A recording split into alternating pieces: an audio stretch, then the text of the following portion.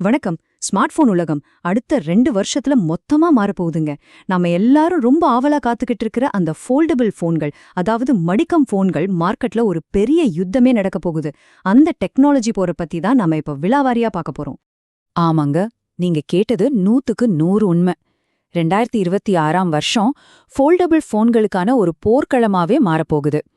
இது ஏதோ சும்மா சொல்ற வார்த்தை இல்ல, நடக்க போற ஒரு பெரிய டெக்னாலஜி மோதலோட துல்லியமான கணிப்புன்னு கூட சொல்லலாம். சரி, இந்த பெரிய கதைய நம்ம 5 பாகமா பிரிச்சு பார்க்கலாம். அப்போதான் புரியும். முதல்ல, இந்த மார்க்கெட்டோட ராஜா இப்போ யாரு? ரெண்டாவதா, ஓப்போவோட அந்த டபுள் அட்டாக் பிளான் என்ன? அடுத்ததா, ஆப்பிள் உள்ள வர அந்த செப்டம்பர் மாசத்துல என்ன பெரிய சம்பவம் நடக்க போகுது? அப்புறம் இந்த புதுசா வர போன்களோட ஸ்பெக்ஸ் என்ன? கடைசியா, ரொம்ப முக்கியமா, இந்த சண்டையால நமக்கு, அதாவது கஸ்டமர்ஸ்க்கு என்ன நல்லது? வாங்க ஒன்னொன்னா பார்க்கலாம்.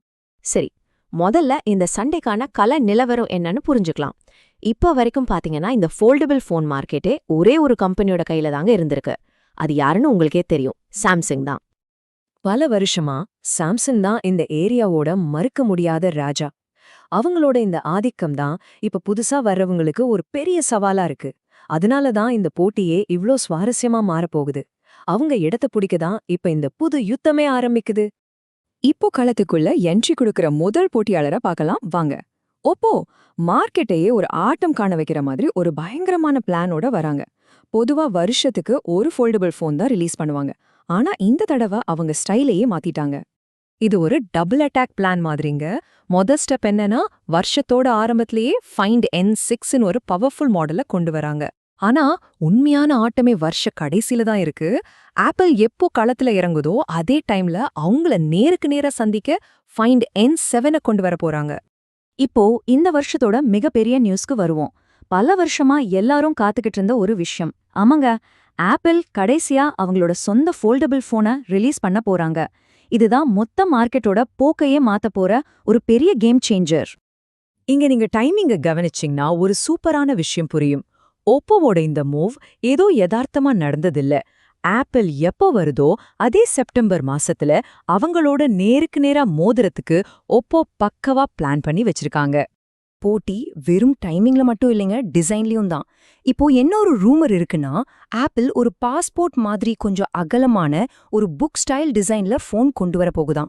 இதையே தங்களுக்கு சாதகமா கேக்கிட்ட ஒப்போ அவங்களோட ஃபைண்ட் N7 மாடலையும் அதே மாதிரி அகலமான டிசைன்ல ரெடி பண்ணி டிசைன்லயும் ஆப்பிளுக்கு ஒரு செக் வைக்கிறாங்க.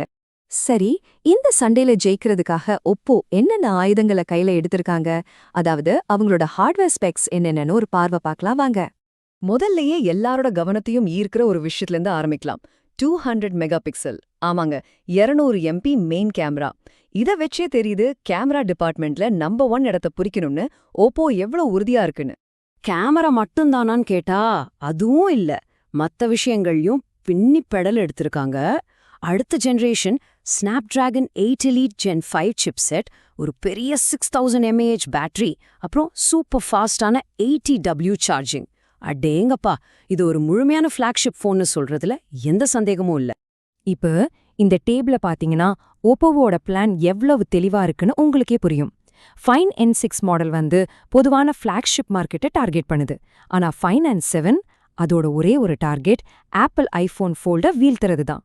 அதுக்காகவே ஸ்பெஷலா டிசைன் பண்ணப்பட்ட அந்த அகலமான டிசைன் இது ஒரு பக்காவான ஸ்ட்ராட்டஜிங்க. சரி, இவங்க இப்படி அடிச்சுக்கிறதால நமக்கு, அதாவது கஸ்டமர்ஸ்க்கு என்ன லாபம்? வாங்க அத பத்தி தான் இப்ப கடைசியா பார்க்க போறோம். இந்த லான்ச் விண்டோன்னு சொல்றது டெக் உலகத்துல ரொம்ப முக்கியமான ஒரு வார்த்தை. சிம்பிளா சொல்லணும்னா, ஒரு கம்பெனி தன்னோட புது ப்ராடக்ட்டை ரிலீஸ் பண்ற டைம். ஓப்போ வேணும்னே ஆப்பிள் ரிலீஸ் பண்ற அதே செப்டம்பர் மாசத்தை தேர்ந்தெடுத்ததுக்கு காரணம் இருக்கு. ஆப்பிள் மேல இருக்கிற மொத்த கவனத்தையும் கலைச்சு அவங்களோட கஸ்டமர்ஸை தம்பக்கம் இழுக்கிறதுக்கான ஒரு மாஸ்டர் பிளான் இது. நிச்சயம் இதை யதார்த்தமா நடந்தது கிடையாது. ஆக மொத்தம் இதுல இருந்து நாம எடுத்துக்க வேண்டிய முக்கியமான விஷயம் என்னன்னா, ஆப்பிள், ஓப்போ, சாம்சங்னு இவங்க 3 பேரும் இப்படி போட்டி போடுறது கடைசியில ஃபோல்டபிள் ஃபோன் வாங்க நினைக்கிற நமக்குத்தான் பெரிய பிளஸ். போட்டி அதிகமாக அதிகமாக நமக்கு நிறைய சாய்ஸ் கிடைக்கும், டெக்னாலஜி வேகமா வளரும், விலையும் குறையறதுக்கு வாய்ப்பு இருக்கு.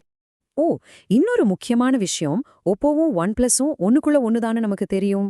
அதனால இந்தியா மாதிரி சில மார்க்கெட்ல இதே போன்கள் OnePlus Open 2ங்கிற பேர்ல கூட வரலாம். சோ குழம்பிடாதீங்க. சரி, இப்ப கடைசி கேள்வி உங்ககிட்ட தான். வரப்போற இந்த பெரிய போர்க்களத்துல நீங்க யாருக்காக வெயிட் பண்றீங்க? பல வருஷமா காக்க வச்சு வர்ற ஆப்பிளோட ஃபோல்டபிள் போனுக்காகவா, இல்ல 200 மெகா பிக்சல் கேமராவோட சவால் விடுற ஓப்போவுக்காகவா? உங்க சாய்ஸ் எது?